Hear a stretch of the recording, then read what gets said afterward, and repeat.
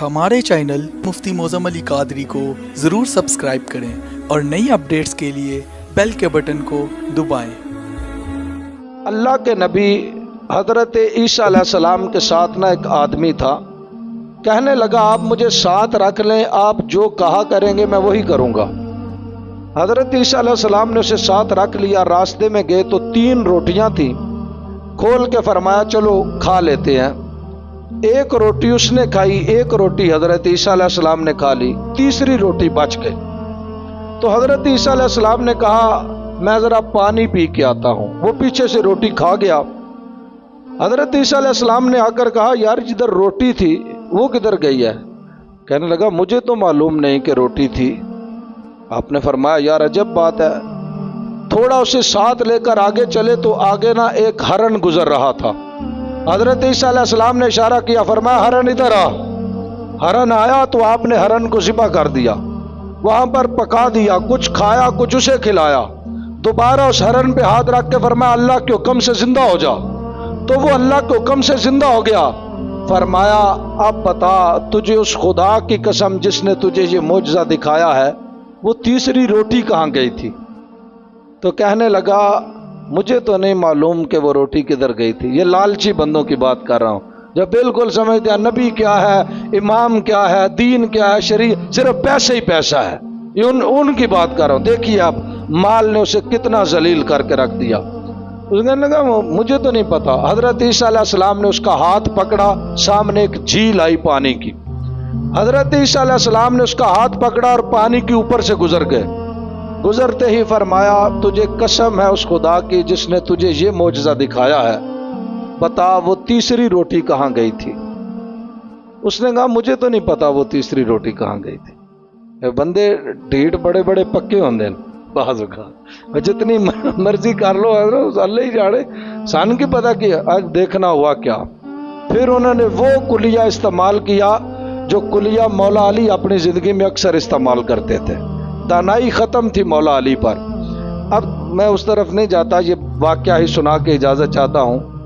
آپ نے اسے ریت پہ بٹھایا، ریت کے لگائے 3 ڈھیر۔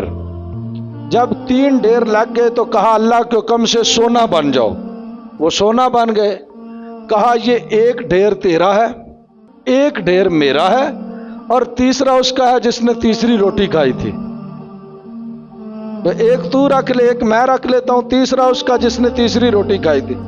فوراً کہنے لگا وہ تو میں نہیں کھائی تھی، اور قسم بخدا میں نہیں کھائی تھی۔ آپ نے فرمایا اچھا اگر تو نے کھائی تھی نا تو اب یہ 3 ڈھیر تو ہی رکھ لے، بس میرے سے دور ہو جا۔ نبیوں کے ساتھ اس طرح کے بندے نہیں ہوتے۔ اتنی بات کرنی تھی، اسے بھی اتنا لالچ غالب آیا کہ سامنے کھڑا نبی نظر نہ آیا، اور وہ سونے کے ڈھیروں پہ بیٹھ گیا اور کہنے لگا ٹھیک ہے آپ جائیں، مجھے یہ 3 ڈھیر کافی ہیں۔ اب لعنت ہے یار اس مال پر جو آپ کو شریعت اسلام پیغمبر سے دور کر دے، آپ کو نبوت اور رسالت سے دور کر دے، ایک لمحے میں جنت سے نکال کر۔ اب جو بندہ نبی کے ساتھ رہ رہا ہے اسے کیا چاہیے؟ اور لیکن دیکھیے مال نے اسے کہاں سے اٹھایا، کدھر پھینک دیا۔ اس نے 3 ڈھیر رکھ لیے۔ آگے وہ بڑی مشہور بات ہے، 2 آدمی آئے، انہوں نے دیکھا ایک بندہ ہے، اتنا مال ہے، کیوں نہ اسے قتل کر دیا جائے تو یہ مال ہم لے جائے۔ اس نے جب دیکھا نا کہ یہ بندے مجھے قتل کریں گے، کہنے لگا ادھر آؤ میری بات سنو، یار یہ اتنا مال ہے میں نے کیا کرنا ہے؟ ایسا کرتے ہیں 3 ڈیریاں ہیں، ایک میں رکھ لیتا ہوں، ایک دونوں تم رکھ لو، ایک ایک۔ وہ راضی ہو گئے، انہوں نے کہا ٹھیک ہے ایسے ہی کرتے ہیں۔ ان 2 میں سے ایک اس کے پاس بیٹھ گیا، دوسرے کو کہنے لگے یار بڑی بھوک لگی ہے تم کھانا لے کے آؤ۔ اب وہ تیسرا کھانا لینے گیا تو اس نے سوچا کہ اگر میں کھانے میں زہر ملا دوں تو یہ دونوں بندے کھا کے مر جائیں گے اور سارے سونا میں لے جاؤں گا۔ اب اس کی نیت ادھر مال کو دیکھ کے خراب ہو گئی۔ یہ ایسے ہی ہوتا ہے، ہم مال دیکھتے ہیں یہ ہم بھول جاتے ہیں کہ حلال ہے کہ حرام ہے۔ پیسہ ہونا چاہیے، حلال حرام نو دوا کرو، اے جان مٹھا دے اگلا کس ڈٹھا، استغفر اللہ، ایسے نہیں ہونا چاہیے۔ اب اس نے کیا کیا، کھانے میں زہر ملا دیا۔ اب جو پیچھے 2 تھے انہوں نے آپس میں مشورہ کیا یار اگر جب وہ آئے گا کھانا لے کر ہم اسے قتل کر دیں گے اور یہ مال جو ہے نا وہ ہم آپس میں تقسیم کر لیں گے۔ تو ایسا ہی ہوا، جب وہ واپس آیا تو ان دونوں نے اسے قتل کر دیا مال کے لالچ میں، اور جب زہریلا کھانا کھایا تو دونوں خود بھی مر گئے۔ اب تھوڑی دیر بعد حضرت عیسیٰ علیہ السلام کا وہاں سے گزر ہوا اور دیکھا وہ 3 ڈھیریاں سونے کی اور ساتھ 3 لاشیں پڑی ہوئی ہیں۔ فرمایا کاش آدم کے بیٹے سمجھ جائیں مال یہی دے سکتا ہے اور کچھ نہیں دے سکتا۔ مال کے بعد ذلت ہی ذلت، رسوائی ہی رسوائی ہے اگر وہ دین کے ساتھ انسان منسلک نہ ہو تو۔